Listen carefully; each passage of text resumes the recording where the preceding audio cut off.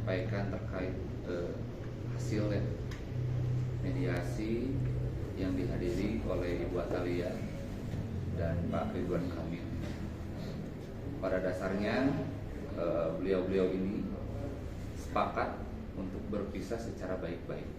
Mantan Gubernur Jawa Barat, Ridwan Kamil, dan istrinya, Atalia Praratia, telah mencapai kesepakatan untuk berpisah secara baik-baik. Keputusan ini dicapai setelah keduanya menjalani proses mediasi di Bandung pada Jumat tanggal 19 Desember tahun 2025. Mediasi tersebut dilaksanakan di luar Pengadilan Agama Bandung, dengan didampingi oleh mediator dari Pengadilan Agama serta kuasa hukum dari masing-masing pihak. Kuasa hukum Ridwan Kamil, Wenda Alwi, menjelaskan bahwa agenda mediasi di luar pengadilan ini dilakukan atas sepengetahuan dan persetujuan Ketua Pengadilan.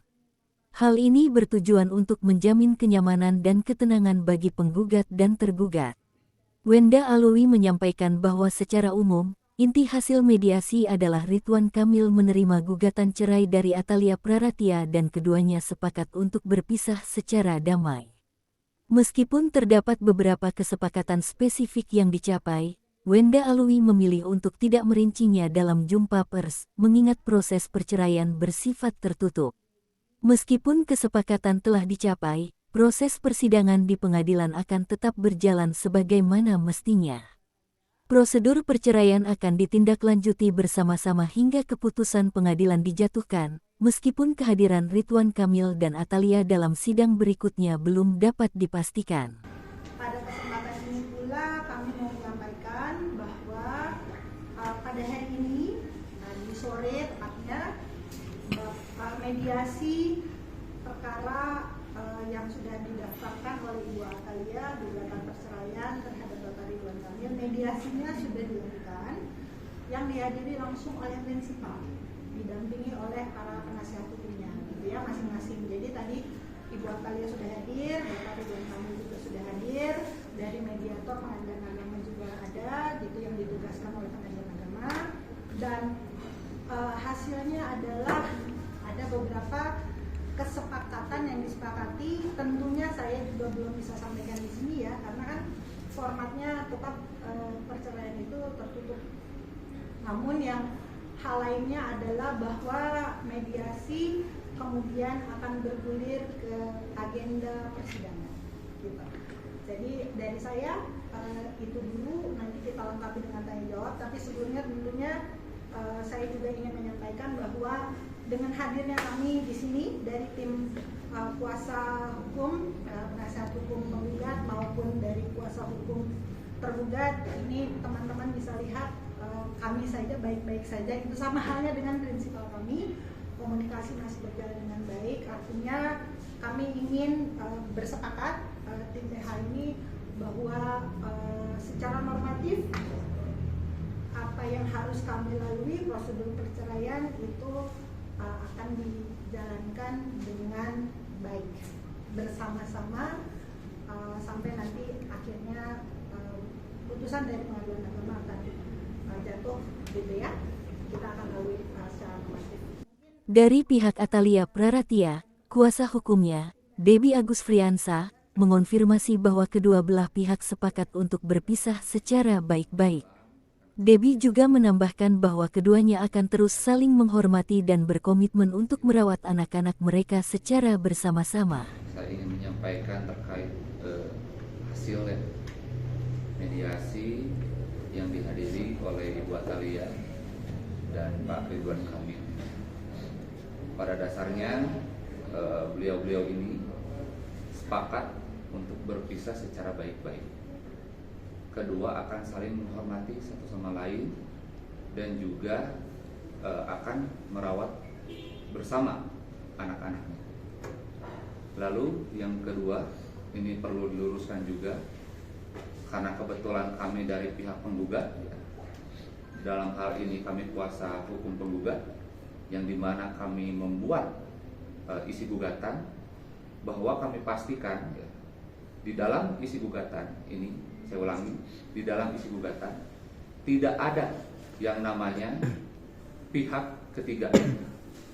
Jadi ini murni ya, perpisahan ini murni karena keinginan kedua belah pihak. Lalu yang kedua ya terkait Ibu menyampaikan bahwa masyarakat harus saling menghormati karena ini perkara privasi. Jadi berharap kedepannya kita saling mendoakan agar ini yang terbaik untuk Bapak maupun Ibu. Seperti itu mungkin. Baik. Baik, Begini teman-teman, jadi pada prinsipnya adalah pengadilan ini dalam jangka waktu yang sudah ditentukan. Teman-teman tahu ya bahwa kemarin di persidangan Ketua Majelis menyampaikan next agendanya 21 Januari ya kan untuk persidangan. Dan pada saat itu diberikan kesempatan kepada para pihak untuk melakukan mediasi di dalam atau di luar persidangan. Di dalam atau di luar pengadilan agama. Artinya secara normatif itu diizinkan dan kami memilih untuk melakukannya di luar pengadilan agama dengan mediator yang ditunjuk oleh pengadilan agama. Ini pun atas izin dari Ketua Pengadilan Agama dari sepengetahuan beliau. Artinya itu hal yang sangat wajar. Pilihannya mungkin untuk kenyamanan dan ketenangan saja gitu. Karena kebetulan ini ya, kebetulan kan beliau-beliau ini sibuk ya, gitu. Waktunya ini agak sore. Takutnya kalau misalnya di pengadilan agama itu kasihan nih teman-teman yang kerja gitu ya harus sampai sore dan lain-lain. Jadi dipilihlah tempat yang di luar pengadilan agama. Di Bandung apa di Jakarta? Di Bandung. Dari hasil mediasi ada indikan, ada penelitian, ada terlihat ada kemungkinan rujuk. Yang terkait hasil mediasi, Bukan saya ada gambaran atau pandangan Pak. ya tadi saya ulangi lagi ya bahwa hasilnya Bapak dan Ibu bersepakat untuk berpisah dengan baik-baik. Bu, tadi berapa lama Bu proses mediasi berlangsung? Oh lumayan, tadi kita mungkin ada 30 menit ya kan? 30 menit ada ya tadi, kurang lebih 30 menit lah. Berarti nggak ada alot berarti ya? Atau lima? Bu bisa digambarkan yang menjadi pemicunya apa tuh? Kalau pemicu karena ini ranahnya privat ya dan ada aturan yang mengatur, jadi kita tidak bisa publish terkait sebab akibat. Berarti nanti tinggal nunggu tanggal 21 ya Bu atau gimana? Nah, jadi mekanismenya begini teman-teman. Hasil mediasi tersebut nanti akan dilaporkan oleh mediator ke pengadilan agama. Tadi batas waktu 21 Desember itu adalah batas waktu maksimum gitu ya. Tetapi pengadilan agama boleh kemudian mengagendakan sidang pertama itu lebih cepat karena kan hasil dari mediasi sudah ada. Jadi tidak usah dimaksimalkan ke tanggal 20. Nanti kita tinggal lihat bagaimana pengadilan agama ini, kita tinggal menguras panggilan. Nah, kapannya kami belum tahu. Tidak. Saya cuma satu kali atau ada beberapa kali lagi ketemu? Sekali. Tapi Karena sudah ada hasilnya. tapi kalau tiba-tiba di tengah jalan berubah pikiran gimana gitu? Karena di kan. Nah, Ya, oke. Bu, bisa dipertegas lagi Bu, kalau yang sidang tuh Uras panggilan. Ya, Januari. 21 Januari kamu. Bu, mungkin penegasan aja terkait masing-masing kuasa hukum yang berkumpul bersama. Nah ini apa yang ingin disampaikan terkait kumpul bersama ini Bu, menyampaikan. Oke, baik. Tadi seperti saya sudah sampaikan gitu ya. Tadi kan kami melakukan mediasi nih bersama. Terus sudah gitu hasilnya pun kan sudah tampak gitu. Lalu tentunya kami masing-masing sudah mendapatkan amanat dari prinsipal masing-masing bahwa ya udah ini tinggal normatifnya saja gitu ya. Dan kebetulan kan memang jelas nih arah dan tujuannya, jalan yang dilalui juga sama gitu ya. Artinya adalah hukum acara, lalu tujuannya juga sudah disepakati bersama sehingga kami berdua dua ini dari tim PH dan penggugat maupun tim PH tergugat ini memilih juga jalan untuk melakukannya bersama-sama. Tadi disebutkan Bapak dan Ibu ya, mengasuh anak-anaknya secara bersama-sama. Jadi dihadirkan Ya, anak yang keduanya ada ikut hadir dalam si mediasi juga. Berarti sekarang Pak MS sama Bu Atalia sudah pisah rumah kah? Atau setelah ada tadi mediasi? Kalau itu ya tentunya itu kan udah ada aturannya sendiri ya terkait SEMA. Ya intinya kita sudah penuhi aturan terkait SEMA. Oke. Surat edaran Mahkamah Agung ya. Terus untuk gunung gini mana ada minimum juga untuk Kalau harta gonogini mungkin karena kita fokusnya untuk perkara ini dulu, jadi kita belum bisa berpikir lebih jauh. Berarti dari gugatan nggak ada soal gonogini. Ini saya perjelas ya teman-teman. Jadi begini, hukum acara yang berlaku di hukum acara pengadilan agama yang berlaku bahwa tidak boleh menyatukan gugatan perceraian dengan gonogini.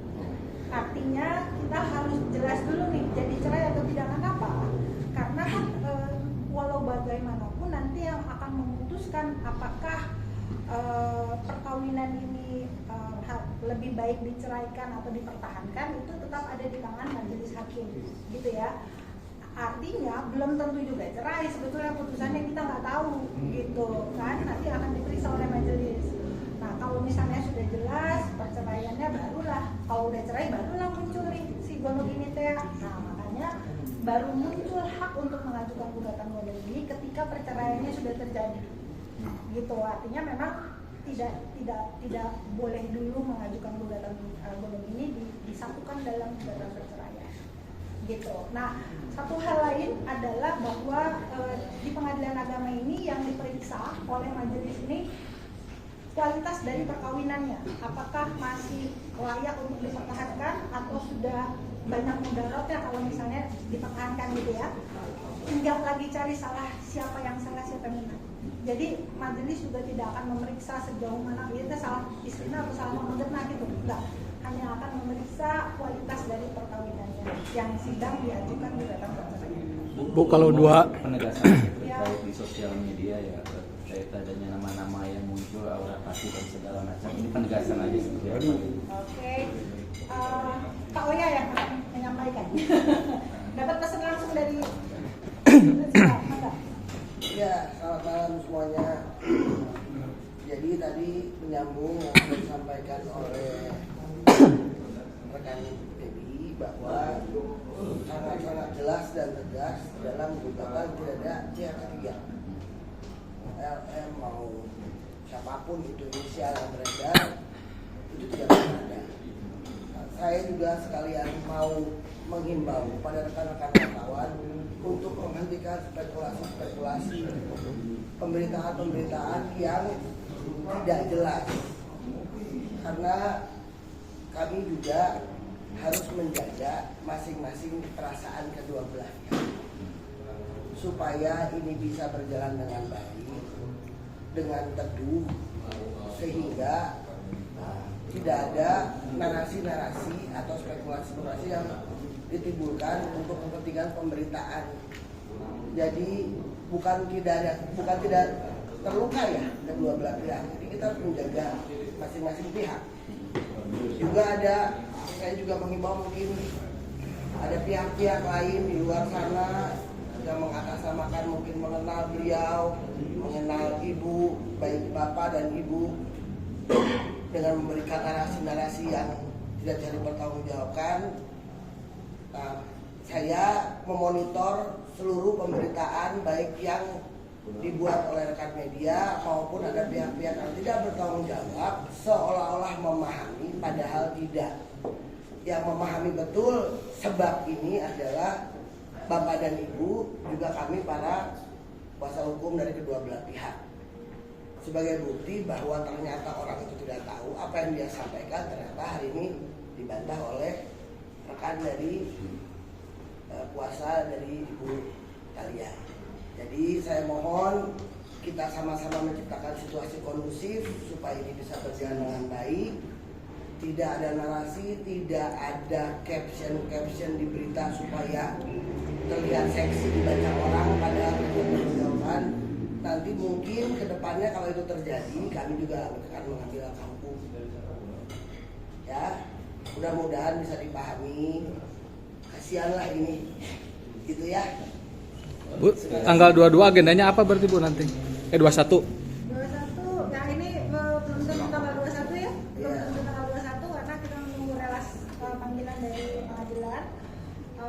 Itu adalah untuk melaporkan hasil mediasi termasuk juga masuk ke acara gugatan.